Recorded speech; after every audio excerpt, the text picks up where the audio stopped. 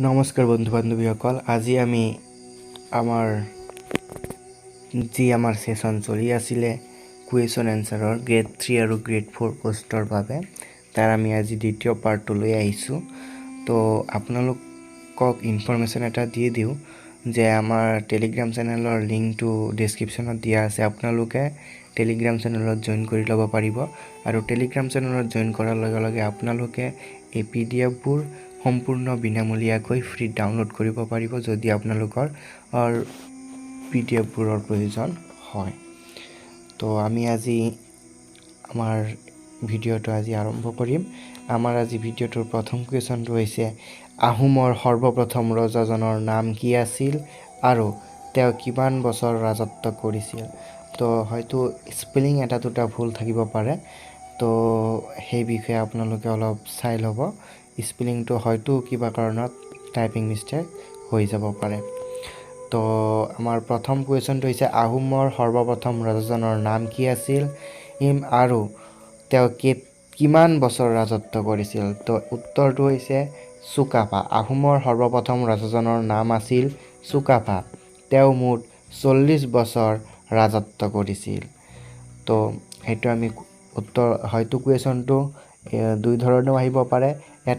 এটা কুৱেশ্যন আছে ইয়াতে আহোমৰ সৰ্বপ্ৰথম ৰজাজনৰ নাম কি আছিল আৰু এটা হৈছে চুকাফাই কিমান বছৰ কাল ৰাজত্ব কৰিছিল। তাৰপিছত নেক্সট কুৱেশ্যন হ'ব যে হাজোৰ পোৱামক্কা মছজিদটো কোনে নিৰ্মাণ কৰিছিল। হাজোৰ পোৱামক্কা মছজিদটো নিৰ্মাণ কৰিছিল গিয়াছউদ্দিন আউলিয়াই। কোনে নিৰ্মাণ কৰিছিল? গিয়াছউদ্দিন আউলিয়াই। তাৰ পিছৰ কুৱেশ্যনটো হৈছে আমাৰ যে কোনজন অসমীয়াই ব্ৰিটিছৰ বিৰুদ্ধে প্ৰথম বিদ্ৰোহ ঘোষণা কৰিছিল। কোনজন অসমীয়াই ব্ৰিটিছৰ বিৰুদ্ধে প্ৰথম বিদ্ৰোহ ঘোষণা কৰিছিল? গোমধৰ কোঁৱৰে। গোমধৰ কোঁৱৰ নামৰ ব্যক্তিজনে ব্ৰিটিছৰ বিৰুদ্ধে প্ৰথম বিদ্ৰোহ ঘোষণা কৰিছিল। তেওঁৱেই আছিল প্ৰথম অসমীয়া। তাৰ পিছৰ কুৱেশ্যনটো আমাৰ হ'ব, পিছৰ কুৱেশ্যনটোত দিয়া আছে যে দুধৰ আলি কোনজন ৰজাৰ দিনত নিৰ্মাণ কৰা হৈছিল। দুধৰ আলি কোনজন ৰজাৰ দিনত নিৰ্মাণ কৰা হৈছিল? স্বৰ্গদেউ গদাধৰ সিংহৰ ৰাজত্বকালত।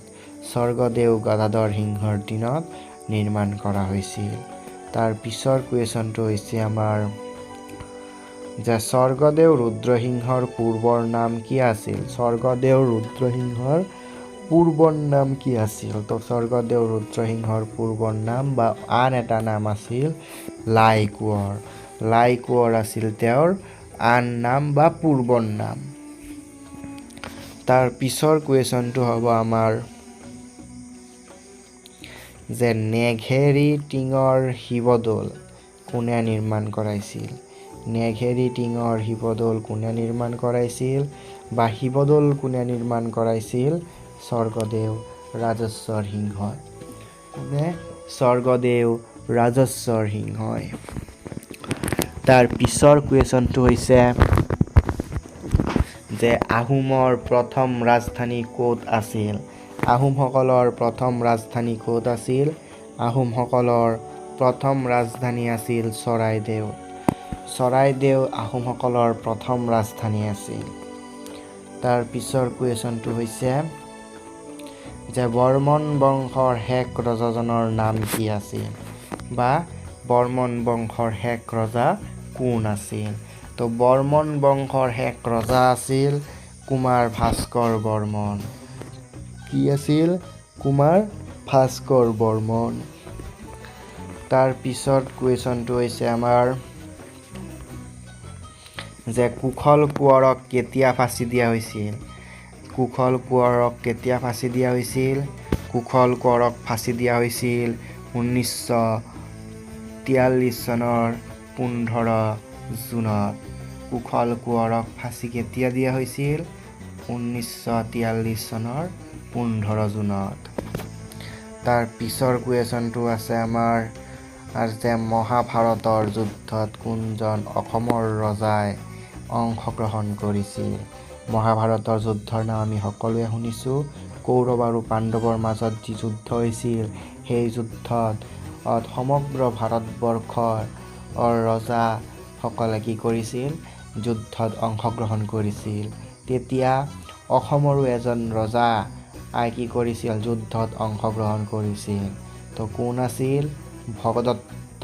ৰজা ভগদত্তই কি কৰিছিল, মহাভাৰতৰ যুদ্ধত অংশগ্ৰহণ কৰিছিল। মহাভাৰতৰ বিষয়ে বহুতো ধৰণৰ কুৱেশ্যন এনচাৰ আপোনালোকৰ ওচৰত আমি এটা ভিডিঅ'ত দাঙি ধৰিম। মহাভাৰতৰ বিষয়ে কুৱেশ্যন এনচাৰবিলাক ইম্পৰ্টেণ্ট হয়। কিছুমান কুৱেশ্যন এনচাৰ আমি অন্য এটা ভিডিঅ'ত আমি দাঙি ধৰিম। তাৰ পিছৰ কুৱেশ্যনটো হৈছে যে বান ৰজাৰ জীয়ৰী উষাক কোনে বিয়া কৰাইছিল। বান ৰজাৰ জীয়ৰী উষাক কোনে বিয়া কৰাইছিল? অনিৰুদ্ধ। অনিৰুদ্ধই বান ৰজাৰ জীয়ৰী উষাক বিয়া কৰাইছিল। তো অনিৰুদ্ধ কোন আছিল? অনিৰুদ্ধ আছিল শ্ৰীকৃষ্ণৰ নাতিনী। শ্ৰীকৃষ্ণৰ কি আছিল? নাতি আছিল। অনিৰুদ্ধ আছিল শ্ৰীকৃষ্ণৰ নাতিনী নহয়, নাতি আছিল। নাতিনী হ'লে ছোৱালী হ'ব, গতিকে কওঁতে ভুল হৈছে। অনিৰুদ্ধ আছিল শ্ৰীকৃষ্ণৰ নাতি। তাৰ পাছৰ কুৱেশ্যনটো হৈছে আমাৰ যে বৰ্মন বংশৰ কোনগৰাকী ৰজাৰ শাসনকালত বা শাসনৰ সময়ত চীনা পৰিব্ৰাজক হিউৱেনচাং ভাৰতলৈ আহিছিল। তো এই কুৱেশ্যনটোৰ এনচাৰ আপোনালোকে সকলোৱে নিশ্চয় জানে, কাৰণ এই কুৱেশ্যনটো অলপ বেলেগ ধৰণে এনচাৰটো একে হয়, কিন্তু কুৱেশ্যনটো অলপ বেলেগ ধৰণৰ। সেইটো আমি প্ৰথম পাৰ্টত আমি কৈ গৈছোঁ। তো এইটোৰ এনচাৰ হ'ব ভাস্কৰ বৰ্মন। কুমাৰ ভাস্কৰ বৰ্মনৰ দিনত। তাৰ পিছৰ কুৱেশ্যনটো হৈছে আমাৰ যে আহোমসকলে চৰাইদেউত কিমান চনত ৰাজধানী স্থাপন কৰিছিল।